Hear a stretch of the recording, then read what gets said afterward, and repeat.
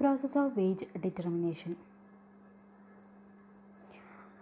Wage determine ചെയ്യുന്ന പ്രോസസ്സിൽ എന്തൊക്കെ സ്റ്റെപ്സ് ആണുള്ളത്, എങ്ങനെയൊക്കെയാണ് ഒരു കമ്പനിയിൽ അല്ലെങ്കിൽ ഒരു ഓർഗനൈസേഷനിൽ വേജ് ഡിറ്റർമൈൻ ചെയ്യുക എന്നുള്ളതാണ് നമ്മൾ പറയാൻ പോകുന്നത്. അതിൻ്റെ ഫസ്റ്റ് സ്റ്റെപ്പ് ജോബ് അനാലിസിസ് ആണ്.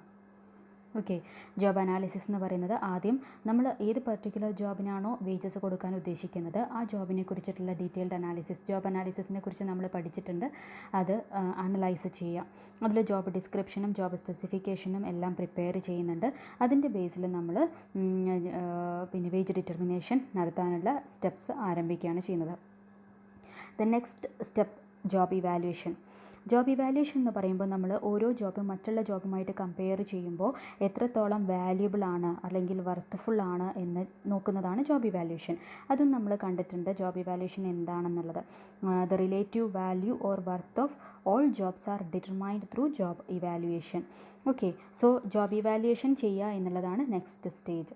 അതിനുശേഷം വേജ് സർവേ കണ്ടക്ട് ചെയ്യുന്നു. വേജ് സർവേ കണ്ടക്ട് ചെയ്യുക എന്ന് പറയുമ്പോൾ സിമിലർ ഇൻഡസ്ട്രിയിൽ, അതായത് നമ്മളുടെ ഇതുമായി ബന്ധപ്പെട്ടിട്ടുള്ള ഇതേ ജോബ് ചെയ്യുന്ന ഇൻഡസ്ട്രിയിൽ ബാക്കിയുള്ള കമ്പനികൾ അല്ലെങ്കിൽ ബാക്കിയുള്ള ഓർഗനൈസേഷൻസ് ഫോളോ ചെയ്യുന്ന പോളിസി എന്താണ് എന്നുള്ളത് അതിനെക്കുറിച്ചിട്ടുള്ളൊരു സർവേ കണ്ടക്ട് ചെയ്യുക.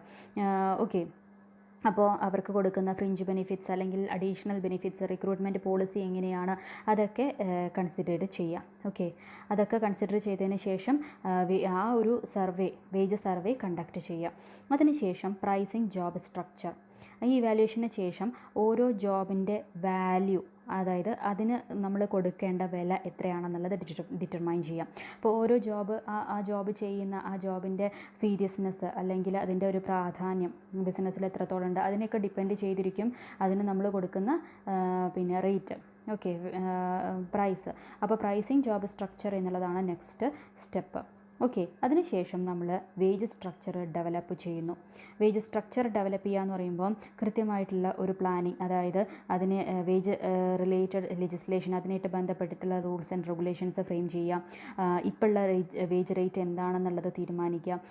പിന്നെ ട്രേഡ് യൂണിയൻ്റെ ഡിമാൻഡുകൾ വല്ലതുണ്ടെങ്കിൽ അതൊക്കെ കൺസിഡർ ചെയ്യുക.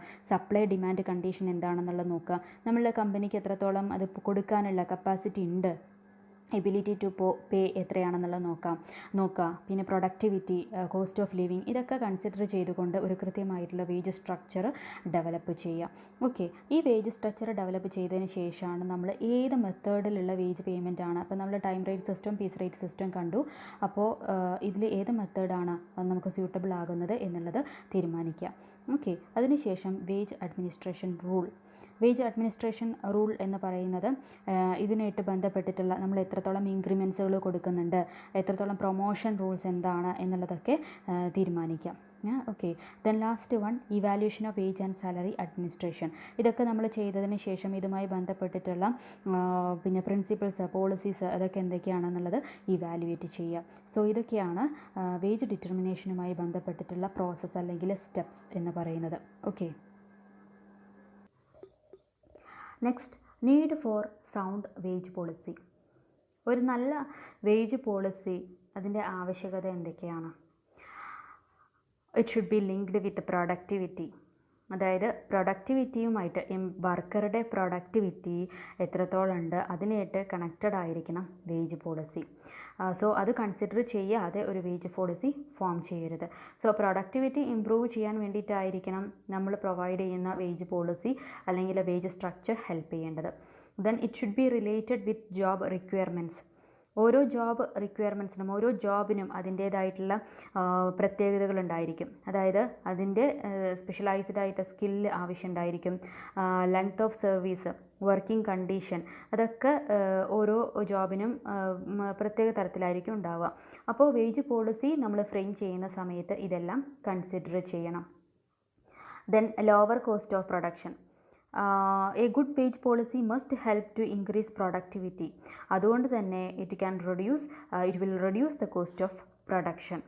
ഓക്കെ, അപ്പോൾ ഒരു സൗണ്ട് വേജ് പോളിസിയുടെ ആവശ്യം എന്താണെന്ന് വെച്ചാൽ നമുക്ക് കോസ്റ്റ് ഓഫ് പ്രൊഡക്ഷൻ കുറയ്ക്കാൻ ഈ സൗണ്ട് വേജ് പോളിസി ആവശ്യമാണ്. അതുപോലെ ഇൻസെൻറ്റീവ് സിസ്റ്റം എന്ന് പറയുന്നത് അഡീഷണലായിട്ട് നമ്മൾ സാധാരണ നോർമൽ വേജസിന് ഉപരിയായിട്ട് കൊടുക്കുന്ന അഡീഷണൽ പേയ്മെൻറ്റാണ് ഇൻസെൻറ്റീവ്സ് എന്ന് പറയുന്നത്. ആ ഇൻസെൻറ്റീവ്സും കൂടെ എംപ്ലോയീസിൻ്റെ സാറ്റിസ്ഫാക്ഷൻ ഇംപ്രൂവ് ചെയ്യാൻ വേണ്ടി ഹെൽപ്പ് ചെയ്യുന്നുണ്ട്. സോ ഒരു നല്ല wage policy incentive system incentive സിസ്റ്റത്തിന് ഫ്രെയിം ചെയ്യുന്നതിന് വേണ്ടിയിട്ട് അല്ലെങ്കിൽ അതിൻ്റെ സ്ട്രക്ചർ ക്രിയേറ്റ് ചെയ്യുന്നതിന് ഹെൽപ്പ് ചെയ്യുന്നുണ്ട്. അതുപോലെ മിനിമം വേജസ്, ഒരു വേജ് പോളിസി ഉണ്ടെങ്കിലാണ് അവിടെ മിനിമം വേജസ് ഗ്യാരണ്ടി ചെയ്യുക. ഓക്കെ, അതായത് വർക്കേഴ്സിന് വർക്ക് ഉണ്ടെങ്കിലും ഇല്ലെങ്കിലും തന്നെ അവർക്കൊരു മിനിമം വേജസ് എൻഷുർ ചെയ്യുമ്പോൾ അത് വളരെ ആവശ്യമാണ് ചില ടൈപ്പ് ഫേംസിൽ. അപ്പോൾ മിനിമം വേജസ് പ്രൊവൈഡ് ചെയ്യാൻ വേണ്ടിയിട്ട് ഈ വേജ് പോളിസി ആവശ്യമാണ്. അതുപോലെ എഫിഷ്യൻസി എന്ന് പറയുന്നത് ഈ വേജ് പോളിസി ഉണ്ടെന്നുണ്ടെങ്കിൽ വർക്കേഴ്സിൻ്റെ എഫിഷ്യൻസി ഇംപ്രൂവ് ചെയ്യും. ദെൻ ഡിഫറൻസ് ഇൻ വേജ്, അതായത് ഡിഫറെൻറ്റ് കാറ്റഗറീസ് ഓഫ് വർക്കേഴ്സ് ഉണ്ടായിരിക്കും. അവർക്ക് ജോബുമായിട്ട് വ്യത്യസ്ത തരത്തിലുള്ള കണക്ഷൻ ആയിരിക്കും ഉണ്ടാവുക.